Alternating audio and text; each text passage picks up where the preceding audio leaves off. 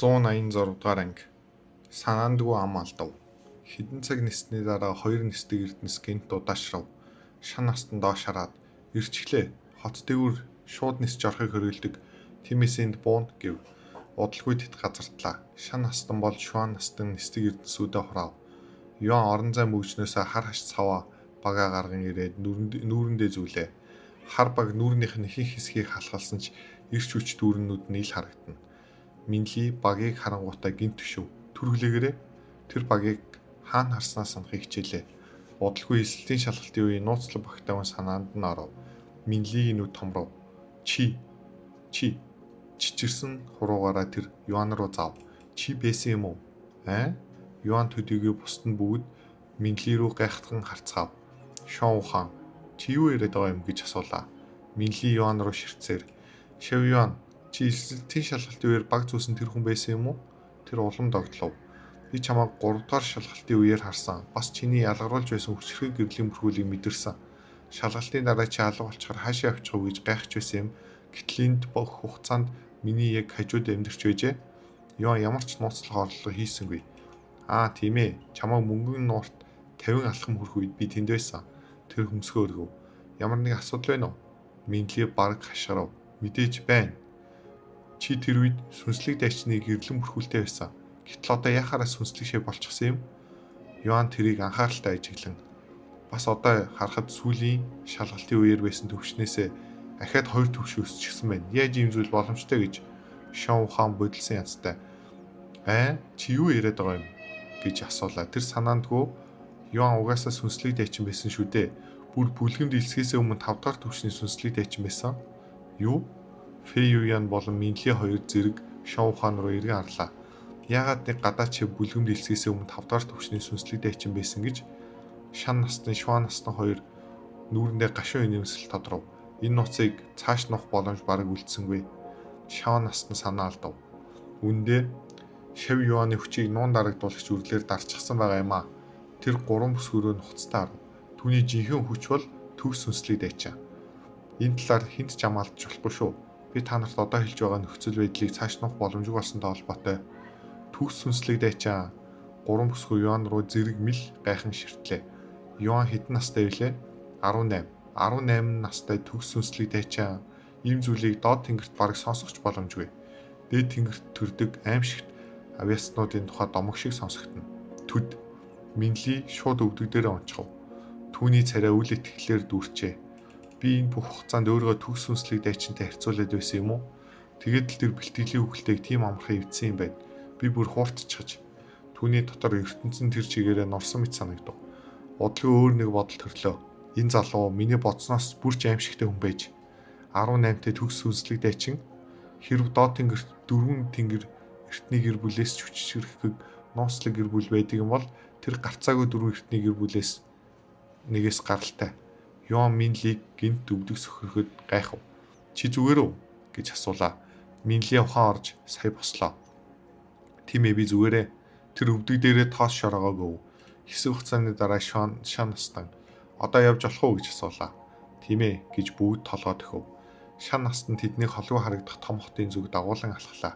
Фэй Юян Юаны нуруу руу ширтсээр байв. Төгс сүнслэг дайчин. "Тэр надаас хөгжмийн авиасаар илүү байгаа зогсгүй хүч чадлаараа ч илүү юм байна. Энэ хүн өөр юу нууж байгаа л нилээ алхсны дараа тэд хотын хэрэгмийн дэргэд хурж ирэв. Юан урд нь үргэлжлэх 70 м олныг хараад "Хөөх, энэ ямар олон хүн бэ?" гэж уулгаалтав. Шан настан ч гайхлаа. "Новш гэж би хүмүүсийн тоог дутуу тооцжээ. Ийм их хүн ирнэ гэж бодсонгүй." Шуан настан толгоос хөсгөн инээмсэглэв.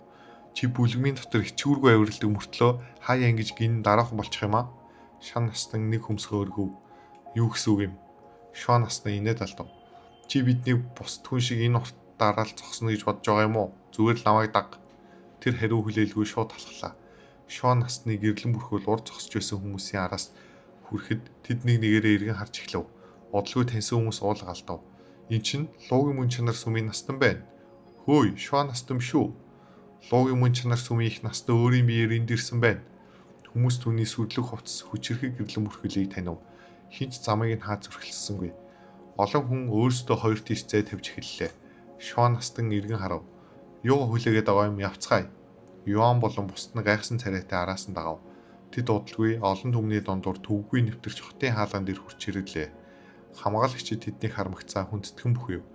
Манай хотод тавтай морил, луугийн мөн чанар сүмийн эрхэм наснуудаа. Таалагдсан бол лайк дарж Wildcard Audio сувгийг subscribe хийгээрэй. 187 дугаар анги. Өрөөгөө хуваасан нь.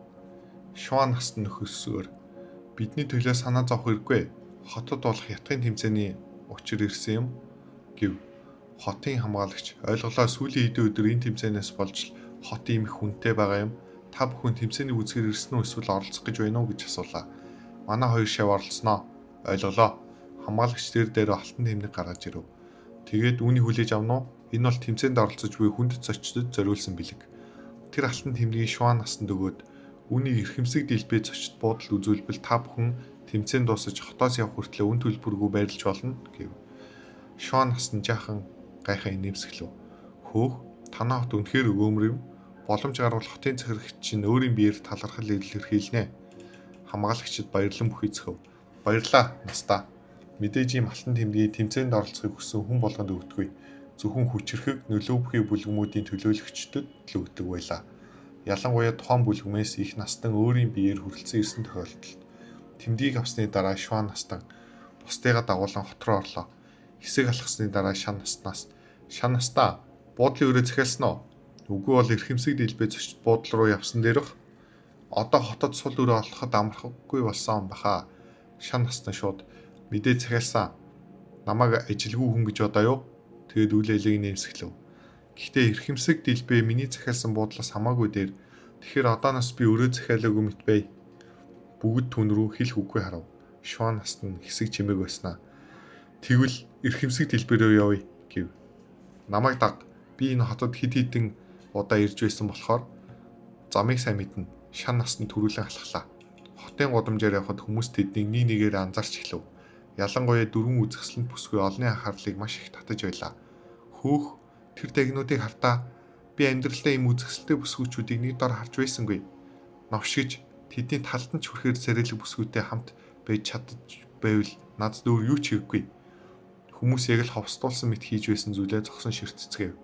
Нэг нь найзаа түлхээд очиод танилцаад үзээч. Магадгүй аз чинь таарах чинь билүү? Чи тэнгүү. Нөгөө хүн бараг хашгирав. Хувцсыг нь хар. Луугийн мөн чанар сүмийн хүмүүс байна. Бас гэрлэн бүрхүүл нь ямар хүчтэйг мэдрэхгүй байна уу? Амьдралтай хайрг бол өөр оч.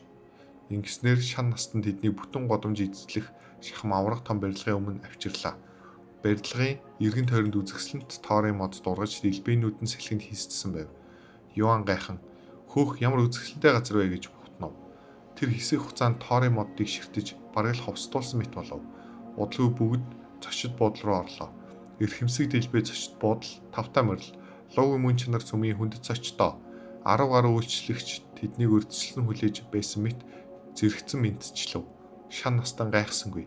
Тэр алтан тэмдгийг гаргаж үзүүлээд үүгээр хэдүүр авах боломжтой вэ гэж асуулаа. Нэг үйлчлүүлэгч хүндэтгэн энгийн үед 5 өрөө хүртэл олгодог. Гэвч тэмцээнээс болж зочдын тоо хэтэрхий их байгаа тул одоогоор 2 өрөө л гаргаж чадна. Гэхдээ өрөө бүрт 4 хүртэл хүн багтдаг төвг учруулж байгаа дуучлаарай. Шан настан толгоос хэсрэв. Уучлах шаардлагагүй. Төлбөр төлөөгүй ээж ийм зүйлд гомдлно гэж юу ахав те. Тэр арга ширгэн бүгдийг тоолов. За харъя. Бид зургуулаа. 2 эрэгтэй, 4 эмэгтэй, 2 өрөөтэй. Тэгээд маш байгалийн мэт. Тэгэхээр та 3 эмэгтэй нэг шавь нэг өрөөнд ор.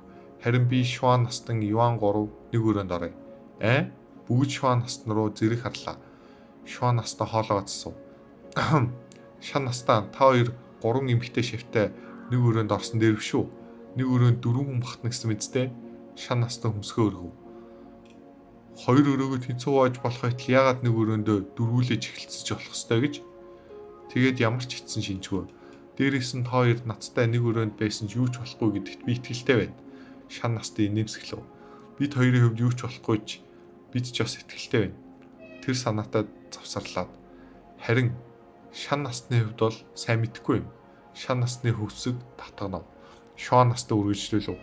Хэрэг өрөөг тэнцүү хуваахыг хүсэж байгаа бол миний ач охин надтай хамт орж болно. Үүнийг сонсон Шуан ухааны зүрх баярлсандаа хүчтэй цохилов. Тэр бүр өөрийгөө Юантай нэг өрөөнд цаашлаад нэг орон дээр унтаж байгаагаар төсөөлж эхэллээ. Шан настай хэсэг чимээг байснаа. Яагаад ингэж хүндрүүлээд байгаа юм бэ шан настаа? Шав нарыг нэг өрөөнд байлга. Тэгээд нухацтайгаар. Харин Шав Юан мэдээжийн шалтгаанаар эмхтэй шав нартай хамт хонож болохгүй. Тиймээс настан бидэнтэй байх нь хамгийн зөв. Шон настан нэг хөмсгөө өргөв. Яагаад болохгүй гэж тэд чи анхудаага л нэг газар хонж байгаа биш шүү дээ. Юу гинэ? Шан насны нүд орой дээрээ гарах шахав. Үргэлжлэлийг Wildcard Audio суугаас